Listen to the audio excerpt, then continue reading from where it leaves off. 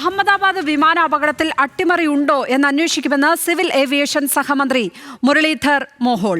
അട്ടിമറി സംബന്ധിച്ച് aircraft accident investigation bureau അന്വേഷിക്കും.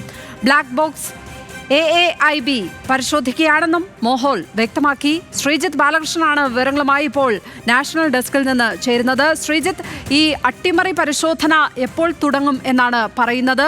ബ്ലാക്ക് ബോക്സ് ഡീകോഡിംഗുമായി ബന്ധപ്പെട്ട വിവരങ്ങൾ എപ്പോൾ ലഭിക്കും? എപ്പോഴായിരിക്കും അതിൻ്റെ ഒരു അന്തിമ റിപ്പോർട്ട് ലഭ്യമാവുക? Lakshmi, aircraft accident investigation bureau ഇപ്പോൾ അന്വേഷണം നടത്തിക്കൊണ്ടിരിക്കുകയാണ്. അതിൻ്റെ പരിശോധന നടക്കുകയാണ്. ഡൽഹിയിലെ ലാബിലാണ് പരിശോധന നടക്കുന്നത്. ബ്ലാക്ക് ബോക്സുകൾ രണ്ടും വിശദമായി പരിശോധിക്കുകയാണ്. അതിൻ്റെ ഡേറ്റ എല്ലാം ഡൗൺലോഡ് ചെയ്തിട്ടുണ്ട്. എല്ലാ ഡേറ്റയും CVR, FDR, അതായത് കോക്ക്പിറ്റ് വോയിസ് റെക്കോർഡറും ഫ്ലൈറ്റിൻ്റെ ഡേറ്റ റെക്കോർഡറും എല്ലാം ഡൗൺലോഡ് ചെയ്തിട്ടുണ്ട്. ആ ഡൗൺലോഡ് ചെയ്ത ഡേറ്റകൾ ഇപ്പോൾ പരിശോധിച്ചുകൊണ്ടിരിക്കുകയാണ്.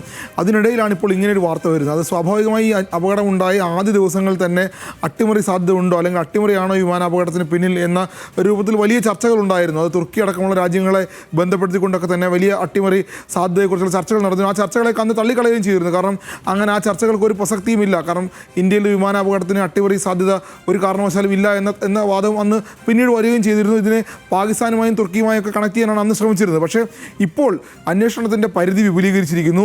അന്വേഷണത്തിൽ അട്ടിമറി സാധ്യത ഉണ്ടോ എന്ന് പരിശോധിക്കുന്നുണ്ട്. അത്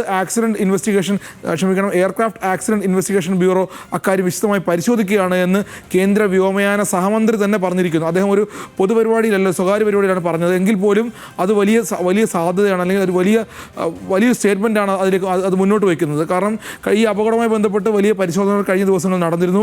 വിദേശത്തു നിന്ന് ആരും ഇന്ത്യയിലേക്ക് വന്ന് പരിശോധിക്കേണ്ട എന്നും ഇന്ത്യൻ സർക്കാർ പറഞ്ഞിരുന്നു.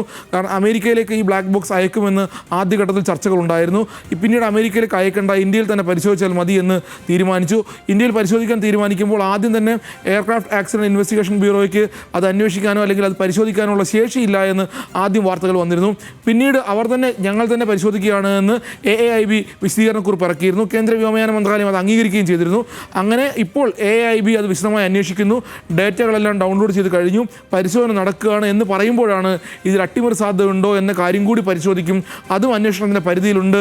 അതും AAIB തന്നെയാണ് അന്വേഷിക്കുന്നത് എന്ന കാര്യം കേന്ദ്ര വ്യോമയാന സഹമന്ത്രി വ്യക്തമാക്കുന്നത്. അതൊരു പക്ഷേ ഈ കഴിഞ്ഞ ദിവസങ്ങളിൽ, അല്ലെങ്കിൽ ഈ അപകടം നടന്ന ഇത്രയും ദിവസങ്ങൾക്ക് ശേഷം ഇതുവരെ ഇല്ലാത്തൊരു ചർച്ചയിലേക്കാണ് കാര്യങ്ങൾ കൊണ്ടുപോകുന്നത് എന്ന് വേണം മനസ്സിലാക്കാൻ. എന്തായാലും വിമാന അപകടവുമായി ബന്ധപ്പെട്ട് വലിയ ചർച്ചകൾ രാജ്യത്ത് നടന്നു കഴിഞ്ഞു.